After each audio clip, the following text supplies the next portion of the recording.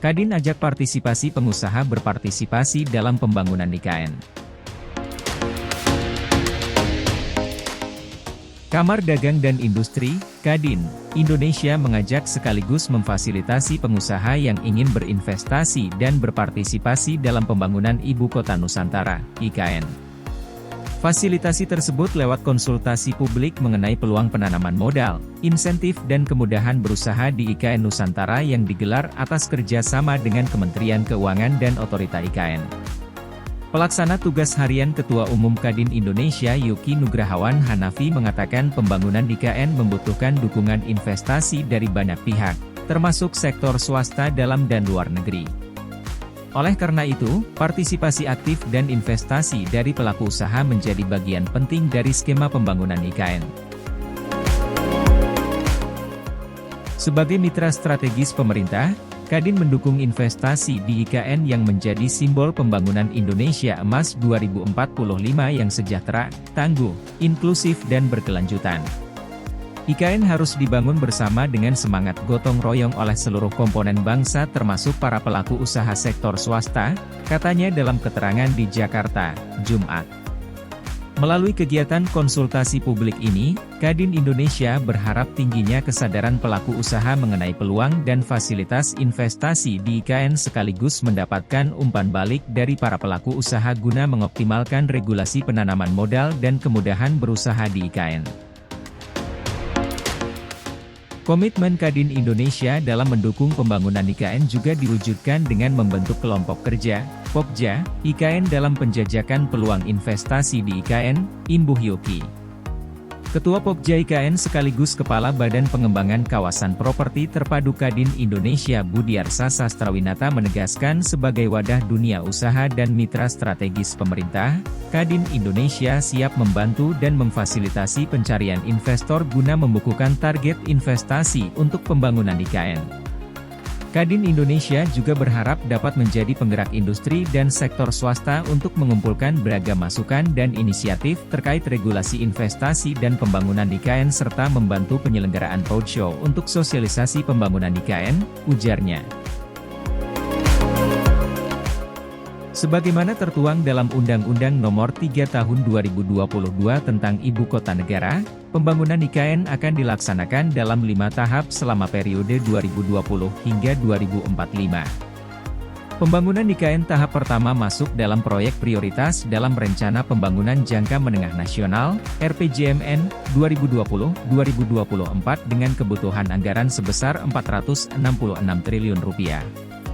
Terdapat 3 skema pendanaan yang diharapkan dapat memenuhi kebutuhan tersebut, yaitu dari APBN sebesar Rp90,4 triliun, badan usaha, swasta sebesar Rp123,2 triliun, serta kerjasama pemerintah dan badan usaha, KPBU, sebesar Rp252,5 triliun.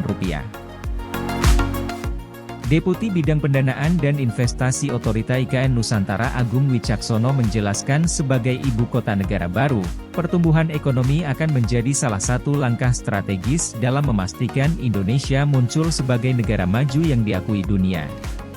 Sebagaimana visi Indonesia Emas 2045, diharapkan Indonesia saat itu sudah lepas dari jebakan negara berpenghasilan menengah, middle income trap, dan melompat menjadi negara berkekuatan ekonomi terbesar keempat di dunia berdasarkan paritas daya beli, Purchasing Power Parity, PPP. IKN dapat menjadi model pembangunan berkelanjutan yang mencerminkan nilai-nilai inklusivitas, berkelanjutan dan berbasis teknologi.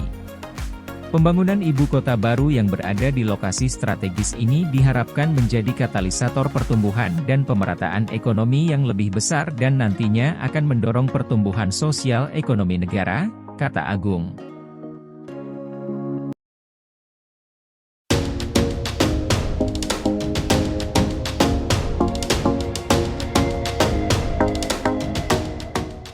OIKN gandeng lembaga riset Deltares Belanda wujudkan kota spons di IKN. Otorita Ibu Kota Nusantara, OIKN, menggandeng lembaga riset bidang pengelolaan air dan lingkungan Deltares Belanda untuk mewujudkan Ibu Kota Negara atau IKN Nusantara sebagai kota spons, Sponge City. Kota spons merupakan salah satu prinsip dasar pengembangan kawasan di IKN dengan memadukan konsep perkotaan kota hutan, forest city, dan kota cerdas, smart city, ujar Kepala OIKN Bambang Susantono dalam keterangannya di Jakarta, Rabu. Bambang mengatakan konsep kota spons diterapkan di IKN untuk mengembalikan siklus alami air yang berubah karena pembangunan. Penerapan konsep ini memberikan manfaat pemanenan air untuk tambahan ketersediaan air, pengurangan bahaya banjir, serta pelestarian ekologi. Kota spons diwujudkan, antara lain melalui ruang terbuka hijau dan biru, desain fasilitas perkotaan dengan menerapkan atap hijau, green rooftop, penerapan jalan, trotoar berpori, bioskedean, dan sistem bioretensi untuk menahan atau menyerap air hujan. Setelah DPR mengunjungi sejumlah Sponge City di Australia beberapa waktu lalu, mereka melihat bahwa konsep tersebut cocok buat Indonesia. Meskipun sejak awal Sponge City sudah masuk di cetak biru atau blueprint IKN, kita perlu memperkuatnya lagi supaya benar-benar ada pengaturan manajemen tata air di Nusantara, kata Bambang. Penerapan kota spons sudah direncanakan di dalam UU Nomor 3 Tahun 2022 tentang Ibu Kota Negara. Meski demikian, otorita IKN bersama pemangku kepentingan terkait mematangkan konsep kota spons tersebut, salah satunya dengan menggandeng Deltares. Kolaborasi dengan Deltares ini merupakan salah satu wujud dukungan Asian Development Bank, ADB, untuk pembangunan IKN. Sementara itu, Regional Manager Asia and Oceania Deltares Cite Anauta merespons positif terhadap adopsi kota spons di IKN. Kami tentu sangat senang untuk membantu dan berkolaborasi dengan tim di IKN. Data-data kami sangat terbuka bila mana dibutuhkan, ujarnya.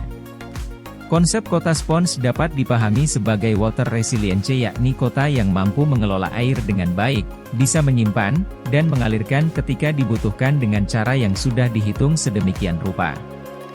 IKN Nusantara adalah ibu kota negara Indonesia di masa depan yang ditetapkan dan diatur oleh Undang-Undang Nomor 3 Tahun 2022. Terletak di pesisir timur Pulau Kalimantan. Luas wilayah Nusantara hampir 4 kali Jakarta, yaitu kurang lebih 256.142 hektar dan wilayah laut seluas 68.189 hektar. Nusantara mengubah orientasi pembangunan menjadi Indonesia sentris, dan berfungsi untuk mempercepat transformasi ekonomi negara.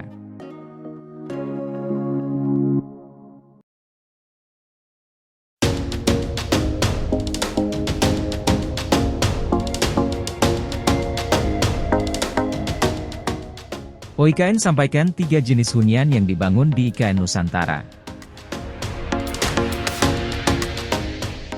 Otorita Ibu Kota Nusantara, OIKN, menyampaikan terdapat 3 tipe hunian yang dibangun di Ibu Kota Negara, IKN, Nusantara, yakni hunian dinas untuk ASN, hunian komersial, dan hunian umum bagi masyarakat menengah ke bawah. Konsep pembangunan di IKN mengadopsi konsep Compact City, dengan 3 tipe hunian yakni hunian dinas untuk ASN, hunian komersial, dan hunian umum, ujar Deputi Bidang Sarana dan Prasarana OIKN Sylvia Halim kepada Antara di Jakarta, Selasa. Sylvia menambahkan, terkait tipe hunian umum atau public housing difasilitasi oleh pemerintah khususnya bagi kaum menengah ke bawah. Hal ini dalam rangka agar seluruh lapisan masyarakat dapat memiliki hunian di IKN Nusantara, katanya. Konsep pembangunan perumahan di IKN, mengikuti rencana fungsi tata ruang yang meliputi kawasan mixed use, atau fungsi campuran, dan heterogenitas demografi di IKN Nusantara. Kawasan mixed use mengacu pada penciptaan berbagai kegiatan dan fungsi dalam satu area lingkungan, built environment. Secara umum, pembangunan di IKN seluas kurang lebih 256.000 hektar, dengan persentase 75% area hijau dan 25% area terbangun, terbagi menjadi 3 pembangunan di antaranya 65% wilayah di IKN adalah area no-go, sehingga tidak diperbolehkan untuk dibangun dan tetap menjadi area hutan. Kemudian 10% wilayah didedikasikan sebagai area produksi pangan, dan hanya 25% area terbangun yang diperbolehkan. Hal ini menguatkan IKN sebagai kota cerdas berbasis hutan, Smart Forest City. Sebagai informasi, berdasarkan Undang-Undang Nomor 3 Tahun 2022 tentang Ibu Kota Negara, maka pembangunan perumahan di IKN Nusantara terdiri atas perumahan aparatur sipil negara dan perumahan non-aparatur sipil negara, masyarakat umum. Penyediaan perumahan aparatur sipil negara difasilitasi oleh pemerintah dengan membuka kesempatan keterlibatan swasta. Sementara itu, penyediaan perumahan masyarakat menggunakan mekanisme pasar yang disediakan oleh pengembang swasta sesuai dengan proses bisnis yang ada di pasar perumahan setempat dan didukung dengan sistem pembiayaan perumahan yang efisien. Kemudian membangun sistem perumahan publik atau public housing yang terdiri atas hunian sewa dan hunian milik dengan hak terbatas, baik primer maupun sekunder, diatur dan dikelola oleh pengelola perumahan dan permukiman, estate manager, di bawah otorita IKN, baik untuk perumahan aparatur sipil negara maupun perumahan masyarakat umum.